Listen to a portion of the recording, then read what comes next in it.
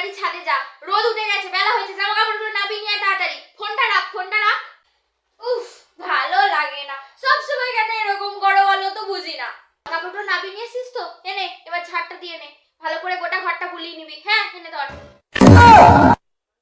সব কাজই আমিই করি, শুধু আমাকে দিয়েই সব কাজ করাও, সব ঝুল আমাকে দিয়েই ছাড়াও। বেসিনে বাসনগুলো পড়ে আছে, যা আমি একটু ধুয়ে নিয়ে যা, আমি পুজোটা তাড়াতাড়ি করে নি।